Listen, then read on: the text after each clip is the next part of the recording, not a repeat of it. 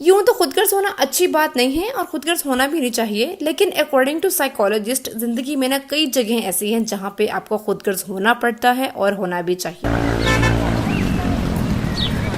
सबसे पहले तो खुद के ज़हनी सुकून के लिए आपको खुदगर्ज होना पड़ेगा। कोई भी शख्स ऐसा जिसकी बातें, कोई भी जगह, कोई भी वर्क प्लेस ऐसी जहां से आप ज़हनी दबाव का शिकार हो रहे हैं, आपकी मेंटल हेल्थ खराब हो रही है ना, वहां से खुद ब खुद एक कदम पीछे हट जाएं, उस जगह को छोड़ दें और इस पॉइंट पे आप खुद के लिए खुदगर्ज बन जाएं। अब यहाँ पे ना मैं आपको एक एग्जाम्पल देती हूँ कि लेट्स सपोज कोई शख्स आपको डिसरिस्पेक्ट कर रहा है, आपसे काफी रूडली बात कर रहा है, तो मैं यहाँ क्या करती हूँ जो कि प्रैक्टिकली मैंने इंप्लीमेंट किया हुआ है कि मैं एक दफा कहूंगी कि मैं आपका ये लहजा, आपकी बदतमीजी बर्दाश्त नहीं कर सकती, आप मुझसे इस तरह रूडली बात ना करें।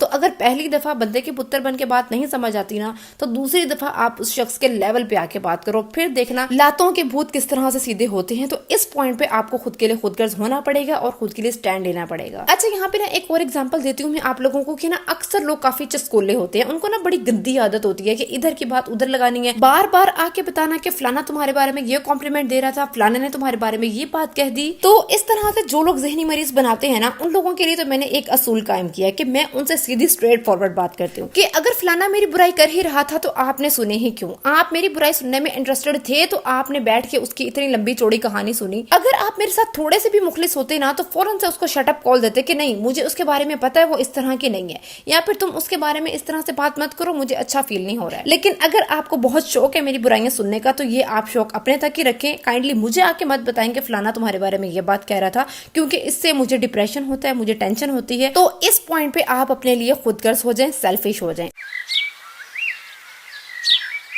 सेकंड नंबर पे जी, अब आपने खुद के लिए टाइम लाजमी निकालना है, चाहे कुछ भी हो जाए, अपनी सेल्फ केयर, अपनी नींद, अपनी सेहत के लिए। घर के, बच्चों के, हस्बैंड के कामों के साथ साथ ना कुछ घंटे आपने अपनी जात के लिए लाजमी निकालने हैं और उस टाइम पे पूरे घर को पता होना चाहिए कि ये इसके सेल्फ केयर का टाइम है, ये इसके नैप का टाइम है और इस टाइम पे हमने इसको डिस्टर्ब नहीं करना है, इसके साथ कोऑपरेट करना है। अब इसके लिए मैं क्या करती हूँ, मैंने दोपहर को नैप लेना ही लेना है, चाहे कुछ भी हो जाए। अब्दुल मुई सोता है, उसके साथ मैं भी सो जाती हूँ और हस्बैंड को पता है कि ये इसके नैप का टाइम है, उस टाइम पे वो मुझे कोई काम नहीं बताते हैं। और इन केस अगर अब्दुल मुइज मेरे से पहले सो के उठ जाता है ना, तो माशाल्लाह अल्हम्दुलिल्लाह वो वैसे ही लेटा रहता है, ना वो शरारतें करता है, ना वो मुझे हिलाता है, ना वो उठ के कमरे से बाहर जाता है, चुपचाप लेटा अपने हाथों से खेलता रहता है।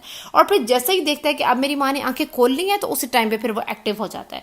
तो इस तरह से घर की एक रूटीन बन जाती है और ये रूटीन बनाना आपका काम है। और जब आप घर की एक प्रॉपर रूटीन सेट करते हो ना, तो फिर हस्बैंड, बच्चे, पूरा घर उसी पे ऑटोमेटिकली चलना शुरू कर देता है। अच्छा, थर्ड नंबर पे जी कि आप अपनी जिंदगी में इनकार भी करना सीखें। जब आपकी सेहत पे बात आए या आप कंफर्टेबल ना हो, उस टाइम पे आप इनकार कर दें। आपको कोई वजाहतें देने की जरूरत नहीं है, कोई क्लैरिफिकेशन देने की जरूरत नहीं है, जस्ट से नो। अच्छा, सच बताऊं ना तो इनकार करना बहुत मुश्किल काम है जिंदगी का। अच्छा, यहाँ पे मैं एग्जांपल दूं ना अपनी अम्मी की, तो मेरी अम्मी इतनी कोई नाइस लेडी है ना, लाइक पीपल प्लीजर, क्योंकि अभी तक वो इस तरह की हैं कि उनसे इनकार नहीं कर होता है। उनके पास कोई भी काम के लिए आ जाए ना, मतलब वहाँ पे मजारे रहते हैं, वो बर्फ लेने आते हैं, दूध लेने आए हैं, और देना भी चाहिए, ये बहुत अच्छी बात है। अगर कोई स्पेशल आपके पास कोई चीज मांगने आया है और आपके पास है तो आपको देनी चाहिए है, लेकिन आपको खुद इस बात का ख्याल रखना चाहिए है कि ये दूसरे का सोने का टाइम है, हम इस टाइम पे लेने ना जाएं। लेकिन वो इस चीज का ध्यान नहीं रखते हैं। और मेरी अम्मी से इनकार नहीं कर होता है, वो हर आधे घंटे बाद उठ के उनको बार बार चीज देने जा रही है।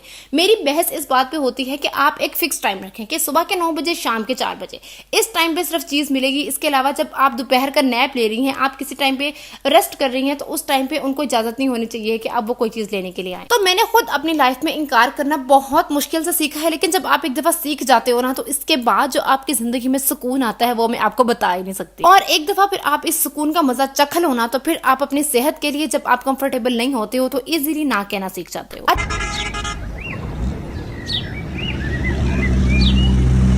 सेकंड नंबर पे अब आपको अपने बच्चों के लिए खुदगर्ज होना पड़ेगा, अपने बच्चों के लिए बाउंड्री सेट करनी पड़ेगी।